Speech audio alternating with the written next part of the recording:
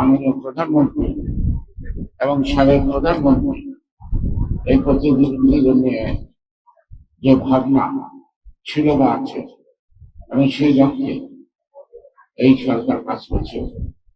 এর মধ্যে দেখবেন আমাদের প্রধানমন্ত্রী জনাব তারেক রহমান এই প্রতিবন্ধীদের মাধ্যমে অনুষ্ঠানও করছেন এবং এদেরকে মূলধারায় ফিরিয়ে আনার জন্য সরকারের থেকে চিন্তা ভাবনা হচ্ছে।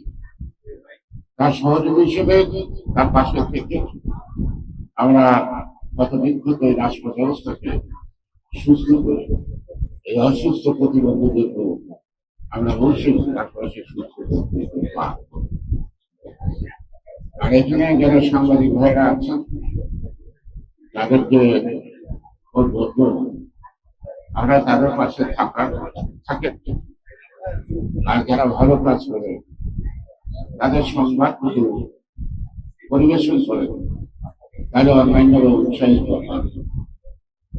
সংবাদপত্র মানেই সবসময় নেগেটিভ খবর দিয়ে চমক সৃষ্টি করা না, ইতিবাচক সংবাদ দিয়ে সমাজের খারাপ দিকগুলিকে ভালো দিকে আমরা প্রচেষ্টা চালাতে হবে। আমি জ্ঞান দিচ্ছি, তবে মাঝে মাঝে আহত হয়ে দুঃখিত হই আমাদের অন্তরিক প্রচেষ্টাগুলিকে অনেক সময় অনেকে নিজের স্বার্থের জন্য বিস্তৃত ভাবে তারা প্রকাশ করে, তারা প্রশাসনকে জনগণের কাছে বিতর্কিত করে, জনপ্রতিনিধিদেরকে জনগণের কাছে বিতর্কিত করার চেষ্টা করা হয়।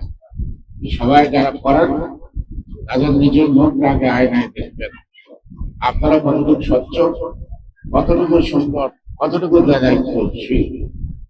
আয়না আপনি যতই মুছেন, মুখ যদি না মুছেন তাহলে মুখে কিন্তু আয়নায় কিন্তু আপনার ময়লা মুখ দেখতে হবে। আগে নিজের মনটাকে পরিষ্কার করবেন, তারপরে আয়নাটাকে পরিষ্কার করলে দেখবেন নিজেকে সুন্দর দেখবেন। আমরা সুন্দর থাকতে চাই, আমাদেরকে অসুন্দর করার প্রচেষ্টাটা নিশ্চিত দেখবেন এই ৭৮ বছর বয়স ৬৪ বছর জনগণের জন্য দিচ্ছি, জানি না ভীষণ মেয়াদ কত আর কতদিন পাবে। এই সময়টুকু আমরা জনগণের জন্য, আমি সাধারণ মানুষের জন্য আমরা এই সংবাদপত্রের স্বাধীনতার জন্য লড়াই করেছি, রক্ত দিয়েছি। আমরা সেই সংবাদপত্র স্বাধীনভাবে কাজ করবে, তবে স্বাধীনতার মধ্যে তো দায়িত্ববোধ থাকবে। এই দায়িত্ববোধকে অত্যন্ত করে সীমানা লঙ্ঘন করলে সমাজ উপকৃত হবে না, এবং আজকে যারা যে উদ্যোগ নিয়েছে তারাও উপকৃত হবে না।